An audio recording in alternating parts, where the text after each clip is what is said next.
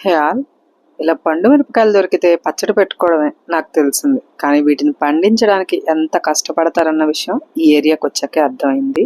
సరదాగా మీతో షేర్ చేస్తాను. వీడియోని స్కిప్ చేయకుండా చూడండి, చాలా ఇంట్రెస్టింగ్ విషయాలు తెలుస్తాయి. వీటిని పండించడం ఎంత కష్టమో తెలుసా? ఎందుకంటే నీరు తక్కువగా ఉండే ప్రాంతాల్లోనే ఇవి పండుతాయి. కానీ వీటికి కూడా తగినంత నీరు కావాలి. వానలు లేవా, ఇక అంతే. ఎంత లోతు తవ్వినా నీరు పడతాయన్న గ్యారంటీ లేనే లేదు. ఈ నీటి బాధలు పక్కన పెడితే వాతావరణం కొంచెం మంచు ఎక్కువ ఉన్నా తక్కువ ఉన్నా ఇటు అటు అయినా ఏదైనా ఏదో ఒక వ్యాధులు వస్తూనే ఉంటాయి. ఇవి కూడా అన్ని పంటల్లో సహజమే అనుకుందాం. కోతకొచ్చిన తర్వాత ఉంటుందండి, మామూలు విషయం కాదు అది. ప్రకాశం అంతా విపరీతమైన ఎండలుంటాయి. నేనైతే ఒక్క గంట ఎండలోకి వెళ్తే వారం రోజులు మనిషిని కాలేను, అంత దారుణంగా ఉంటాయి అన్నమాట ఎండలు. ఈ ఎండలో వంచిన నడుం ఎత్తకుండా పోటాపోటీగా చేస్తారు ఈ పని. సరిగ్గా భోజనం కూడా చేయరు.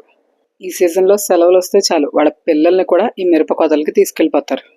ఒక మనిషి 30 నుంచి 40 కేజీలు కోస్తారు. ఎందుకంటే కేజీకి లెక్కన వాళ్ళకి డబ్బులు వస్తాయి కాబట్టి. ఈ సీజన్లో మాత్రమే ఇక్కడ పనులు ఉంటాయి కాబట్టి ఈ సీజన్లోనే ఎంత వీలైతే అంత సంపాదించుకోవాలి కాబట్టి. మిర్చి కోతలు అయిన తర్వాత ఇలా ఆరబెడతారు. వీటిని కళ్ళాలు అంటారు. ఈ కళ్ళాల్లో మిర్చిని గ్రేడింగ్ చేస్తారు. గ్రేడింగ్ అంటే వీటిలో క్వాలిటీ తక్కువ ఉన్న కాయల్ని ఏరేస్తారనమాట, తీసి పక్కకు పెడతారు. వాటిని వీళ్ళు తెల్లకాయలు అంటూ ఉంటారు. ఈ క్వాలిటీ తక్కువ ఉన్న కాయలతో కలిస్తే అంతగా రేటు రాదని చెప్పి వీటిని పక్కకే ఏరేస్తూ ఉంటారు. ఈ ఎర్రటి ఎండలో మెట్ట మధ్యాహ్నం ఈ మిర్చిని తిరగేస్తూ ఉంటారనమాట, ఎండకి సరిగ్గా ఎండాలని. ఆ పని ఉత్తి కాళ్ళతో చేస్తారు వీళ్ళు. ఈ పని అయిన తర్వాత కాళ్ళు విపరీతమైన మంటలు వస్తాయట. మిరపకాయల్లో అత్యంత కారం ఉండే మిరపకాయలు ఏంటంటే తేజ రకం మిరపకాయలు. అవి మన స్టేట్ లో ఎవరు యూజ్ చేయరట. ఇవి వేరే కంట్రీస్ కి ఎక్స్పోర్ట్ అవుతాయట. క్వాలిటీ చాలా హై క్వాలిటీ మిర్చి అనమాట ఇది. మిర్చికి వర్క్ చేసే వర్కర్స్ కూడా చాలా కాస్ట్లీ. ఇక్కడ వాళ్ళు చెప్పిన దాన్ని బట్టి ఎంత చేసినా లాస్ లోనే ఉన్నారు. ఈ వీడియో మా నైబర్స్ పొలంలోది. వాళ్ళ దగ్గర నుంచే ఈ విషయాలన్నీ కూడా నేను తెలుసుకున్నాను.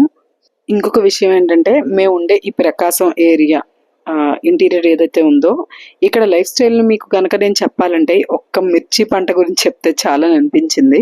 ఎందుకంటే ఇక్కడ హైయెస్ట్ ప్రజలు ఏంటంటే ఈ మిర్చి పంట మీదే డిపెండ్ అయి ఉంటారు.